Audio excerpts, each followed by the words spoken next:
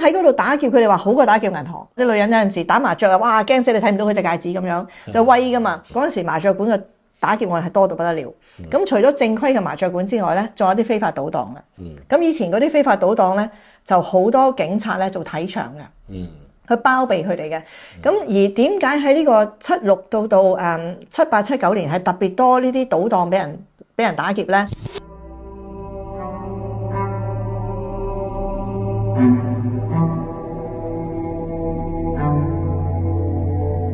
翁靜晶，危險人物2.0。歡迎嚟到危險人物2.0，身邊有我師傅翁律師同埋本人楊律師。咁我哋今日要講一單案件咧，就係其實香港都發生得好多嘅。香港發生得好多嘅劫案咧，喺麻雀館度發生嘅喎。嗱，如果你咁樣問你咧，你會諗到邊間麻雀館咧？我就會諗起瑞興麻雀館。嗰陣時咧就應該係80年代啦，係嘛？定90年代啊，好多呢啲咁嘅麻雀館劫案嘅。咁但係咧，如果你話死得警察多咧，就應該係1970年代啦。咁嗰陣時咧，應該有超過2個警察咧，都係喺麻雀館嗰度或者喺啲咁嘅賭檔嗰度咧，係俾人槍殺嘅。咁而呢啲喺麻雀館或者係甚至乎係非法賭檔嗰度俾人殺死咗嘅警察咧，佢哋最撈尾咧都係因公殉職嘅，咁而係得到最高嘅榮譽看待嘅噃。咁點解會係咁樣嘅咧？咁樣你點樣解釋你半夜三更會喺呢啲地方出現咧？又或者你需唔需要解釋嘅咧？咁呢個有啲法律問題嘅。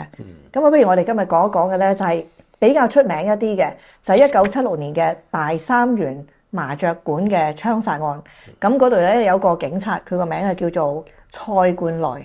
當日咧其實就係1976年，好耐之前啦，10月12號深夜啊，頭先講咗成日夜晚11點50分到啦。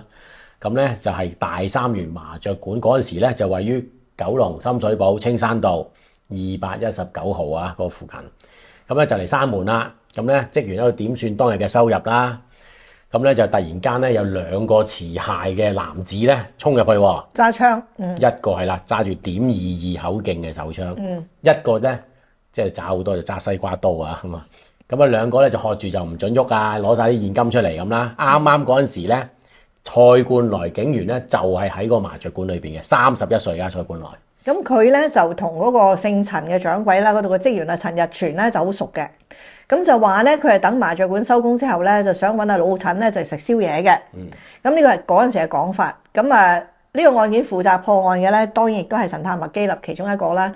咁我哋就逼住佢就問佢啦，喂，會唔會係即係有其他原因啊？會唔會睇場啊？因為嗰陣時都係好多貪污噶嘛嗰段時間。咁佢就話咧冇證據顯示係咁樣。咁佢都相信咧，佢真係咧喺嗰個時候咧就去到麻雀館嗰度咧就揾朋友嘅。咁雖然呢啲都係賭博場所啦，咁但係如果佢係朋友揾朋友食飯，你冇得話佢噶嘛，係咪？咁同埋咧，如果你上網咧去揾呢個殉職警員蔡冠來嘅身亡資料啊嗰樣嘢咧，你揾到嘅一係就好少，一係就唔正確嘅。其實個原因咧，我哋就查到係咩原因啦？就因為咧佢中槍嘅嗰日咧，同埋個死亡嘅日期咧係爭咗幾日嘅。咁所以出咗嚟啲資料就錯晒嘅。咁所以咧就都趁呢一個節目咧，就將蔡冠來嘅事情啊，佢嘅事蹟咧就講清楚咁樣啦。咁嗰晚咧學你話齋啦，咁佢就企喺個櫃台度同佢個阿陳日全就傾偈，咁就有人就揸住2支槍入嚟啦。咁跟住點咧？跟住咧，佢身為警員咧，咁梗係即刻，因為佢哋已經話要人哋攞晒啲錢出嚟啦嘛，打劫啦嘛，聲稱。咁身為警員，梗係要去制止佢啦。咁佢哋都掹槍出嚟啦。咁咧當時咧就發生個槍戰啦，好快就蔡冠來咧就開咗6槍嘅。咁咧嗰啲匪徒啦，不如叫就開咗5槍嘅。咁咧蔡冠來最後咧係中咗4槍，一槍咧就中頭喎，左肩又中一槍，胸部又中一槍，一槍咧仲要咧就由嗰個大腦嘅右邊入就左邊出，仲有一個講法咧，仲有粒子彈咧就卡咗個腦裏邊嘅添嘅啊。咁呢個蔡冠來咧就中咗4槍係嘛？係。咁但係咧匪徒都有中槍嘅，咁就係中咗嘅腹部嘅，但係就唔致死，亦都逃走到。行到出門口嘅時候，仲有個賊車接應咗佢走咗嘅。咁而咧嗰個陳日全咧個朋友啦，即係個掌櫃咧，亦都中槍嘅，但係流彈擦傷就冇生命危險嘅。咁後來蔡冠來咧就送咗去廣華醫院嗰度急救，咁就急救咗大概都係4日啦。係啊，佢就急救咗4日，然之後就喺10月16號咧就傷勢過重而死亡嘅。如果你睇翻咧1976年咧，其實蔡冠來已經係第3個俾人殺死嘅殉職警察啦。咁俾佢之前嘅咧，咁就有2個，一個咧就喺3月嘅時候咧巡水塘，即係去巡邏水塘嘅時候咧，就執勤嘅時候俾人中槍打死嘅，即係都係開槍打死嘅。10月嘅時候咧，另外一個巡邏嘅警員咧，咁佢咧亦都係俾人哋刺殺嘅，咁嗰個咧就叫做馮志祥。咁第一個咧就叫做林兆榮咁樣，咁佢第3個噶啦。咁啊，蔡冠來佢1967年就加入警隊噶咯喎。係啊，佢係隸屬石硤尾警署嘅，咁啊同媽咪啦、大佬啦、佢大家姐啦，同埋佢老婆咧一齊住喺嘅旺角廟街嘅。咁咧佢個老婆咧就係做車衣女工嘅，咁佢哋有個仔女嘅，就係18個月大嘅女嚟嘅。冇人知嘅咧就係其實蔡冠來嘅太太咧嗰陣時咧就去咗英國咧申請，應該係攞護照嘅。咁咧就嗰陣時係等候緊嘅時間嘅。咁呢個點解會知咧？就因為麥基立咧。佢咧就1976年嘅時候咧，佢咧就從英國嚟香港咧就述職，即係嚟做警察。咁應該嗰陣時佢放完假翻去，佢73年加入警隊，佢76年就放完假翻嚟啦。咁根據講法咧就係話咧，佢要當時攞機之後咧，佢就要去機場嘅警局嗰度咧，就係攞到佢下一個駐守嘅嗰封信嘅，即係話俾佢聽你下一節守邊度嘅。咁但係佢未嚟到香港之前咧，佢就喺英國嗰個希斯路機場係咪嗰陣時？係啊，希斯路啦都係。咁佢又遇到邊個啊？見到一個女人。一個女人啦，一個女人就同嗰啲入境處咧就喺度溝通，但係個女人講啲英文就比較差嘅，溝通唔到。咁其實想出境嘅個女人，一個中國女人就想離開英國咧，就翻香港嘅。咁但係咧就英文唔係太好啦，咁就於是咧就喺度講緊嘅時候咧，麥基立就聽到個女人講：我個丈夫係差人嚟嘅香港，我丈夫咧就俾賊打死咗，咁我一定要趕翻香港。我老公殉職係差人嚟嘅咁。咁啊，麥基立聽到之後咧，就過去幫呢個女人啦。咁結果咧就講通咗啦，移民局就帶咗個女人入去個房度。有咗房之後咧，就麥基立幫佢哋就講清楚個情況。咁最後咧，因為嗰個移民官啊想話俾呢個女人聽，就話如果你而家等緊攞護照嘅時間咧，你唔好離開啊！你離開你會阻咗你，或影響你攞護照㗎。係因為啲時間計唔掂啊嘛，咁樣會嚇提醒佢啫嘛。其實移民官好心啊，提醒佢同埋話俾佢聽，你要記得幾時翻嚟嘅，可能係咁樣。但係佢聽唔明，咁佢就好慘啦。當然個老公又中槍俾人打死咗啦咁。咁啊麥基立就幫咗佢。咁後來咧，麥基立再見翻呢個女人嘅時候咧，就係喺呢個蔡冠來嘅靈堂嗰度啦。咁而更加一個巧合咧，就係頭先咪話阿麥基立嚟到香港就要去啟德機場嗰度咧個警署度攞去下一個 pose 嘅嗰張信啊，即係佢之前唔知自己做乜嘅可以。係啊，即係佢喺英國翻嚟，佢就下一個崗位邊度啦。咁佢咧就攞咗個崗位，咁去咗邊個警署啊？記唔記得嗰陣時佢講？咁咧佢咁啱得咁巧咧，就去咗李君霞，大家都識啦，前呢個警隊一哥。佢成立嘅一個混合調查小組，呢個調查小組隸屬邊咧？就係九龍嘅偵緝部啦。咁佢去到呢一個偵緝部度，就發現咗咧，原來咧佢就係負責去調查阿蔡冠來嗰個槍殺案嘅。咁而咧，當然後邊就知道原來喺個機場嗰度去幫咗嗰個女人咧，就係阿蔡冠來嘅遺孀嚟嘅咁樣。咁而阿麥基立咧嗰陣時，其實佢唔係翻去英國放假，佢應該係服兵役嘅。佢嚟翻香港嘅時候咧就25歲，佢服3年兵役，咁於是佢就翻嚟咁樣，咁啊做翻警察。咁佢就係負責調查呢個蔡冠來嘅兇案嘅。咁你話，即係對於佢嚟講呢個係幾咁震撼咧？佢喺個機場度幫咗一個中國女人，原來呢個就係嗰個被槍殺嘅警察嘅遺孀咁樣。咁啊，最後喺靈堂度見過之後咧，佢哋就冇再見到啦咁樣。咁蔡冠來嘅喪禮咧，就喺1976年10月20號上中午舉行嘅。咁即係佢死咗之後4日喎。係啊，咁所以你睇到個遺孀係幾咁急㗎喎？如果佢出境嗰陣時，嗬？係啊，趕住翻嚟嘅其實係。咁啊，用呢個警隊最高榮譽嘅規格進行嘅。咁啊，死者家人都喺靈堂守候啦。咁啊，葬禮嘅費用咧，全部都有警察福利嘅基金嗰度負責嘅。九龍殯儀館啊，嗰陣時係嘛？嗰陣時係九龍殯儀館係。咁咧佢蔡冠來咧就着咗一個新嘅警裝啦嚇。咁啊，左眼角因為佢有槍傷啊嘛，都有個痕跡係睇到嘅。咁啊，亦都冚住英國旗啦，當年啊。咁啊，由嗰啲親屬咧慢慢啊推佢出嚟。咁啊，最後咧就下葬咗喺柴灣嘅華人永遠墳場嘅。咁嗰陣時咧，其實佢個葬禮個規模都好大嘅。咁有警察嘅儀仗隊啦，喺道路嘅兩旁啦，又奏哀樂啦。咁啊，靈堂嗰度亦都寫咗一啲比較即係激昂啲嘅嗰啲嘅挽聯啦，係嘛？有哲人其位啊，亦都有啲寫詩嘅喎，都寫到好激動喎。亂世竟如斯，嘆鼠輩橫行，弟痛中雲離浩劫。仲有個浮生增若夢，唐英靈不滅，定區兇匪雪沉冤。咁你可以想像到啦，嗰陣時即係警隊嗰種嘅同仇敵愾啦。咁嗰陣時咧，李君霞咧，即係後來嘅警務處長咧，就係仲喺呢個九龍總部刑事偵緝組咧做警司嘅咁樣嘅。咁就由佢咧就親自帶領嘅。咁當時咧就有好多人都捐錢啦，啲市民都有捐錢啦。咁啊蔡太咧姓關嘅，咁啊應該係收到12,000幾蚊。咁嗰陣時嚟講咧，就係個捐款都好多下噶啦。咁呢啲就多數都係嚟自市民啦，同埋啲同袍咁樣嘅。咁啊，仲有之外咧，佢就仲警察部咧係俾咗2萬蚊嘅懸紅嘅喎。咁警方懸紅咧都係用咗2萬蚊嗰陣時，都算係好多嘅錢㗎啦。作為懸紅咧，就幫佢緝兇啦。咁啊，因為2萬蚊唔少錢，好多人咧就即刻爆料啊，提供消息啊咁樣。咁咧都算一個好激勵性嘅酬金啊，真係幫到手啦。咁啊，有邊啲人會走出嚟就指證咧？咁好多咧都係嗰啲大三元入邊做嘢嗰啲人嚟嘅。咁嗰個入邊就督咗一啲前員工啦，因為其實當時案發嘅時候，有人其實都認到聲、認到影，即係知道嗰兩個劫匪其實以前喺嗰度做過嘢嘅，係熟人嚟嘅嚇。咁所以咧就好快就講咗一個姓陳嘅人嘅名出嚟啦。咁呢單案其實仲有一個好特別嘅地方咧，就係話成單案入邊，無論係兇手又好啊，嗰啲幫兇又好啊，全部都姓陳嘅喎。即係其實就好亂嘅喎，所以你見到阿麥基立咧喺我哋英文同學訪問到咧，就係陳生咁，原來好多陳生嘅，好似名添啊，有2個。係啊，2個好似名添，咁你可以講下啦。第一個拉到嘅陳生係點樣嘅？第一個俾人拉嘅咧就叫做陳炳權，第二個俾人拉嘅叫陳福權，佢2個都姓陳嘅，都叫阿權。仲要咁似個名嚇，但唔係兩兄弟嚟嘅嚇。咁啊，跟住咧。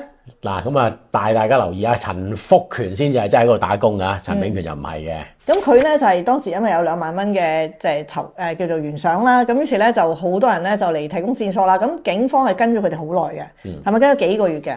咁唔係即刻拉嘅，即係知道晒成個網放晒之後，到一個時候先去拉人嘅。咁就係應該係1月14號嘅時候咧。係。咁應該嗰陣時應該係講緊1977年啊，已經係案發之後好幾個月啦。咁好啦，咁就拉咗第一個就叫陳炳權嘅。咁佢嗰陣時就報稱係做揸車嘅貨車司機嚟嘅嚇。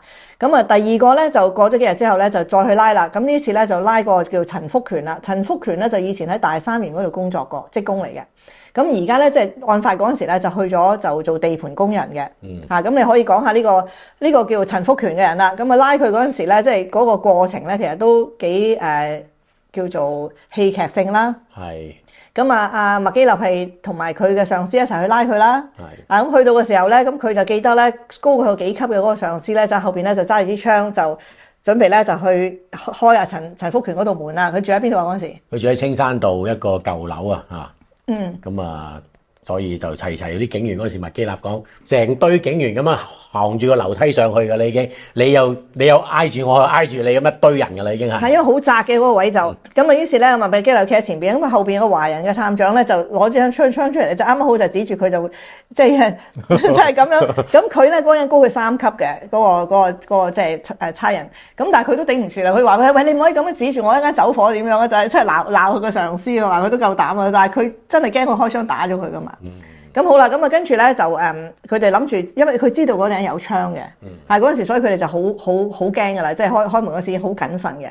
咁啊點知道咧就敲門嘅時候咧，嗰個陳福權咧開門嘅時候咧就冇反抗嘅，就俾佢入嚟嘅。咁入邊真係揾到槍。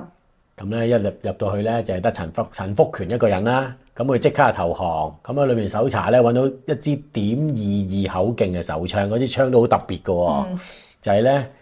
即係你見得到啦，就係一個好似雲斯頓香煙啊，以前有或者包香煙啦嘅 size 形狀咧嘅一支手槍嚟嘅。係啊，佢真係似一包煙嘅。咁而咧你拉嘅時候咧，嗰啲子彈係會射出嚟嘅，咁亦都可以殺到人嘅。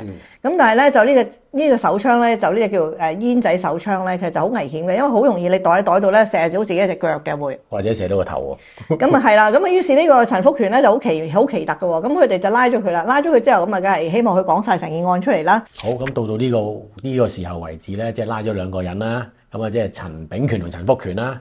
咁其實喺1月17號咧就已經去咗提堂噶啦。77年係啦。77年1月17號提堂啦。咁咧就喺中央裁判處提堂嘅。咁咧其實我哋嗰陣時已經知道啲案情咯。咁當日咧，原來陳炳權同陳福權咧喺大三元麻雀館逃走之後咧，陳福權咧就扶住咗腹部受傷嘅陳炳權，因為槍戰啊嘛。咁啊，陳炳權都受咗傷嘅，翻咗去咧，陳福權自己青山道401號4樓屋企咧就匿埋咗幾日嘅。即係拉佢嗰度啦。即係拉嗰度係啦。咁咧就陳炳權咧仲要將把槍咧交俾陳福權保管喎。咁咧後嚟咧得知道咧蔡冠來警員咧就不幸逝世之後咧，陳福權咧就暗中咧就將呢一把行兇嘅手槍掉咗喺咧附近一個公廁裏邊，事後咧亦都俾警方揾翻嘅。咁啊好啦，事情到呢個時候為止啦，咁啊已經拉咗2個過咗堂啦，咁啊再過多2個月就係1977年嘅3月18號，咁嗰陣時已經好多電視節目㗎啦，咁就俾晒啲拼圖出嚟啦。咁有一個電視迷咧就認出其中一個人咧好熟口面，就係一個叫做陳志雄㗎係嘛？係。咁你就認得佢呢個人，佢覺得好似係佢，咁於是咧就提供俾警察。咁警方咧就根據線報咧就去到流浮山嘅做蠔嘅啲蠔場嗰度咧就揾到呢個人，亦都喺嗰度咧呢個姓陳嘅人啦，又係姓陳嘅。咁咧就發生激烈嘅反抗。咁開咗槍嘅，咁呢個姓陳嘅熊仔啦，咁就中咗槍，又係腹部中槍啊！咁啊拉多一個，咁應該當時咧呢個就冇份入去打劫嘅，但喺出邊接應嘅。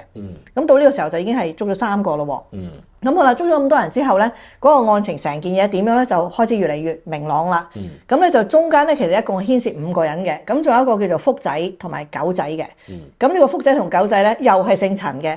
咁佢哋成班人咧就商量咧就要去打劫呢個大三元。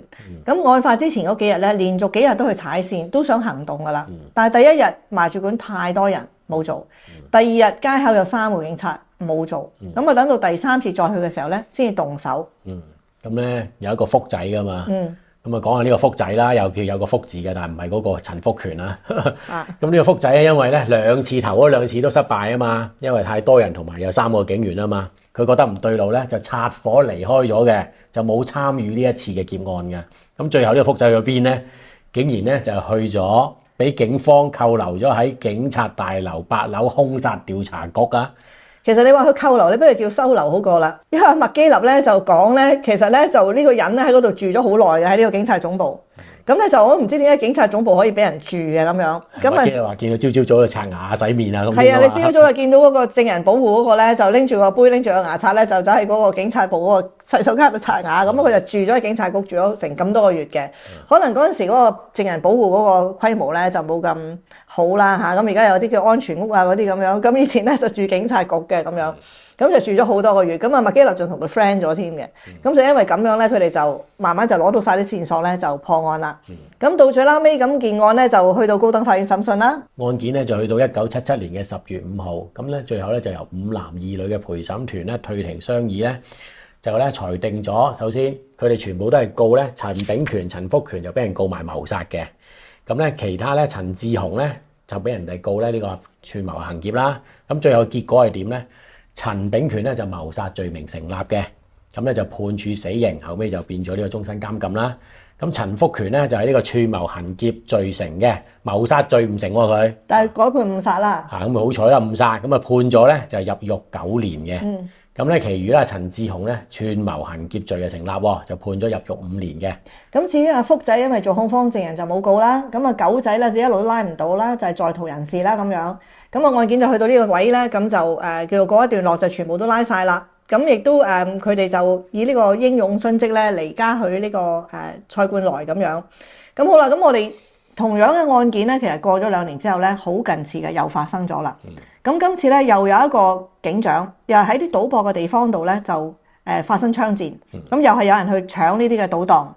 咁我哋不如都褪翻轉頭講一講點解嗰陣時咁多呢啲即係聚賭嘅地方啦。咁我哋可以講係有分開2種嘅。第一種嘅賭牌咧，即係賭檔咧就合法嘅；第二種咧就唔合法嘅。唔合法就係嗰啲大檔嗰啲咁樣嘅嘢嚟嘅。咁而咧合法嘅咧就係呢個麻雀館啦。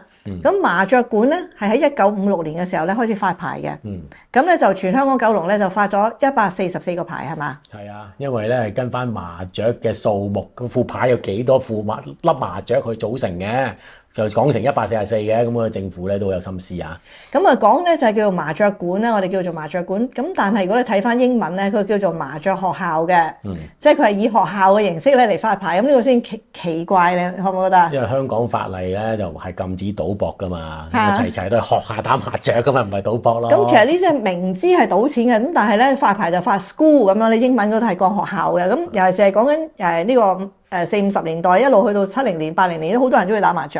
而家因為有得打網絡嘅賭博啊，好多嘢玩啊，咁就少咗人打麻雀，因為打麻雀你個人要喺嗰度好多個鐘頭噶嘛。咁而另外麻雀館呢個特別嘅地方就係同其他嘅賭檔唔同嘅咧，就係咧你係唔係同個莊家對賭嘅？你唔係同個賭場對賭嘅，你係呢班4個人喺入邊自己叫嗰陣時叫做游乾水，記唔記得？叫游乾水，又叫大戰四方城，記唔記得？咁以前啲人就係咁樣講嘅。咁呢班人咧就係自己打一對賭，咁嗰個麻雀館咧就係抽傭嘅咁樣。咁所以就係當時係形成咁樣。咁點解咁多麻雀館會俾人打劫咧？就因為咧去嗰度賭錢嘅人咧，第一就會用現金賭嘅，即係唔係用而家微信支付啊嘛，冇咁樣啊嘛。咁喺嗰度打劫，佢哋話好過打劫銀行，因為起碼冇警衛。咁現金就好多，咁再加埋嗰啲賭客咧有手錶啊，又有錢啊，啲女人有陣時打麻雀啊，哇驚死你睇唔到佢隻戒指咁樣，就威噶嘛。咁所以就專門係俾人哋打劫呢啲地方咯。咁嗰陣時麻雀館嘅打劫案係多到不得了。咁除咗正規嘅麻雀館之外咧，仲有啲非法賭檔嘅。咁以前嗰啲非法賭檔咧，就好多警察咧做睇場嘅，去包庇佢哋嘅。咁而點解喺呢個76到78、79年係特別多呢啲賭檔俾人打劫咧？有個講法咧就係啲賊人啊，知道嗰陣時警察部係好動盪嘅。你記唔記得嗰陣時成立咩啊 ？ICAC 嘛，係啊，都搞到滿城風雨出嚟嘅都。嗰陣時咧就成立 ICAC， 咁警察咧就成班啲警察咧為咗唔想俾人告，嗰陣時好慘嘅。你聽下麥基立講咧，嗰陣時咧好多警察咧就自殺嘅。一聽見俾 ICAC 搶上去飲咖啡咧，好多人咧就頂唔順啦，即係自己知道自己事啦，咁就選擇咗另外一個方法解決。咁好啦，咁因為嗰陣時啲警察人心惶惶，甚至乎去衝擊 ICAC 總部，你記唔記得啊？記得啊，新聞成日都提翻㗎啦。連到門都差啲拱冧，你記唔記得啊？後來港督就特赦啊嘛，咁所以嗰啲賊咧就知道你警察咧就冇心機做嘢啦。咁所以喺嗰段時間咧就特別多打劫啲大檔啊、麻雀館啊，就呢個時候啦。即係冇心機睇場，係冇心機睇場啦，就咁樣。咁我哋不如都略講一講咧，就嗱頭先講嗰個係正規嘅麻雀館、麻雀學校發牌嘅，蔡冠來就喺嗰個唔應該出現嘅時間出現咗喺嗰度啦。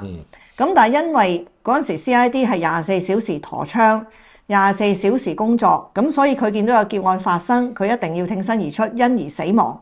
咁佢呢個咧係屬於因公殉職嘅，英勇殉職嘅。咁好啦，咁另外一單對比一下啦。咁呢單咧就發生喺2年後嘅，日期係幾時啊？咁呢一單咧就發生喺1978年3月2號啊，今次就凌晨3點嘅，地點咧就係長沙灣道嘅86號啊。咁咧就2樓，咁呢個陳設好過癮嘅喎，佢咧就前邊有個正門，後邊有條秘密通道去走嘅都。咁呢個大檔咧都設計好完善啦，所以亦都咧可以經營到半夜3點都冇事嘅。咁佢大檔唔同嗰啲正規麻雀館，人哋要閂門嘅，呢個係24小時噶嘛咁。咁嗰陣時係衝入去5個賊嘅，咁佢哋嗰個裝扮好奇怪，就着晒樽領衫嘅，咁咧就其中4個咧就將個樽領衫咧就拉到嗰條領嚟到呢度咁樣就係打劫嘅，咁啊唔用面罩都唔使用啦。咁另外一個咧就攞個毛巾咧就包住個，即係攞個手巾啊包住塊面，跟蒙面嘅。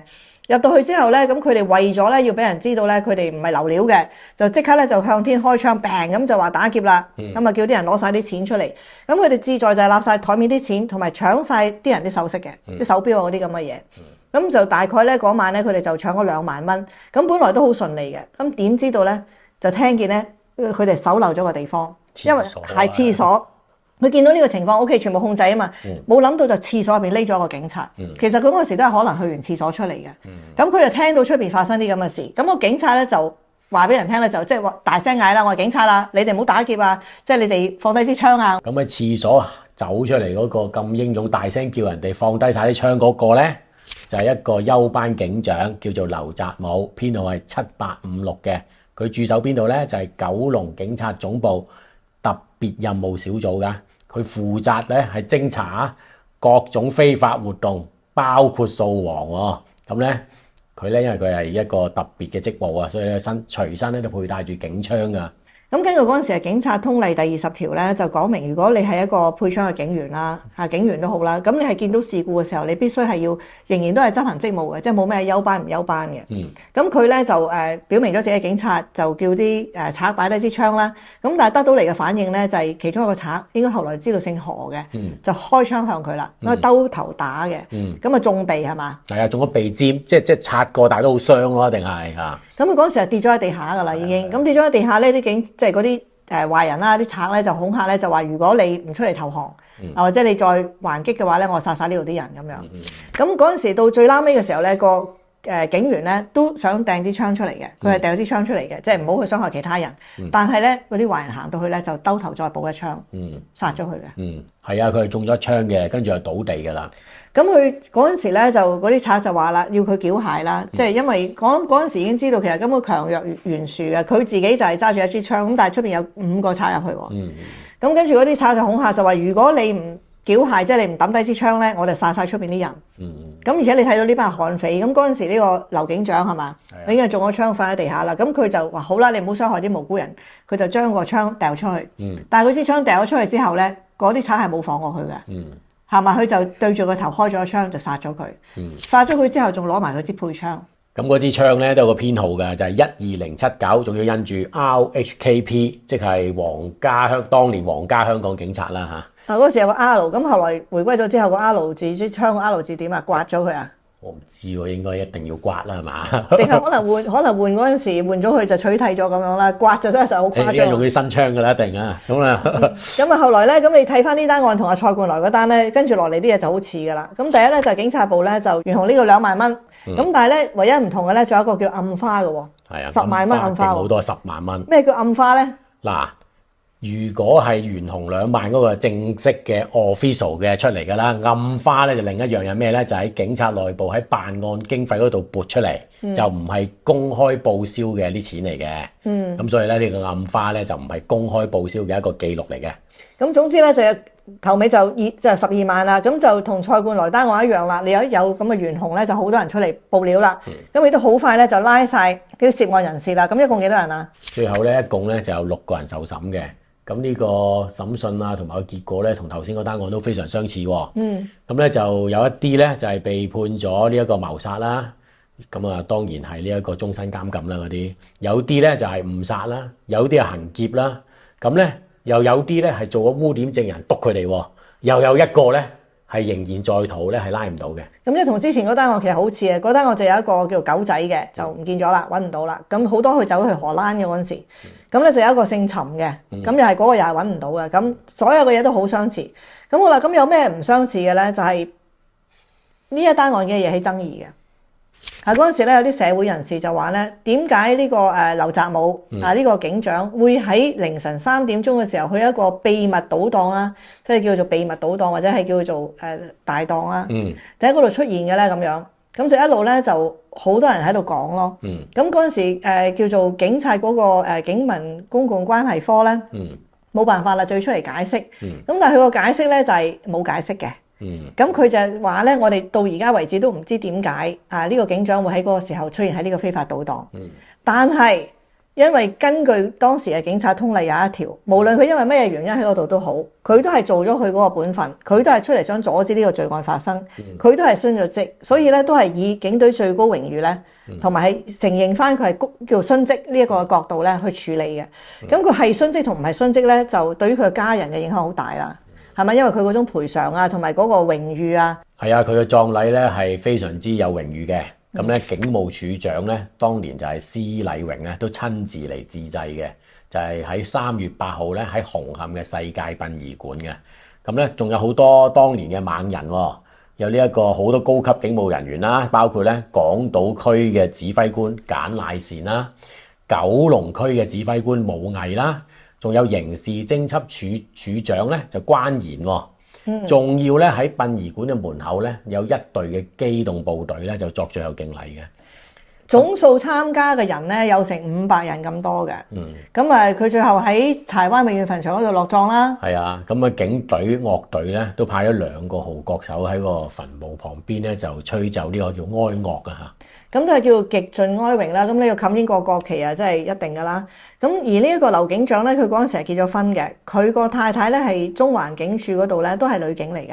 咁但係佢哋未有細蚊仔，因為結咗婚唔係好耐嘅。咁但係都好傷心啦，都哭到死去活來。咁亦都有一啲透露咧，就話點解呢個劉警長有喺個賭檔咧，即係最大嘅機會就佢喺度賭錢咯。係啊，個原因就係話好多時候我哋話嗰陣時已經係有廉政公署啦嘛，咁呢啲幫人睇場啊收片就比較機會細。咁就話咧佢曾經咧就賭錢係贏過4萬幾蚊嘅。咁嗰陣時講，喂，佢而家佢單案嘅懸紅先係2萬蚊啫喎，已經係天文數字啦。咁劉警長曾經去賭錢係贏過4萬蚊，仲買咗隻天價錶帶嘅，即係叫所有佢啲同袍都即係知道哇咁多錢。咁但係好快嗰隻錶又唔見咗啦，因為輸咗啦，又輸翻啦咁樣。咁最大嘅原因佢喺嗰度出現啦，都應該係去賭錢嘅。咁啊唔好彩就去完洗手間出嚟之後咧，出邊鬧哄哄咁就係打劫啦。咁佢亦都係盡咗佢嘅即係職責啦。咁就最後就殉職咁樣。咁所以咧就嗱兩單案件咁啊有咁大嘅分別。咁但係到最撈尾咧都係最高榮譽去即係安葬嘅。咁啊呢一個就係我哋嘅歷史啦。嗱，我哋今日嘅節目時間又到啦。咁如果大家中意嘅 channel，記得 comment、like and share 同埋 subscribe。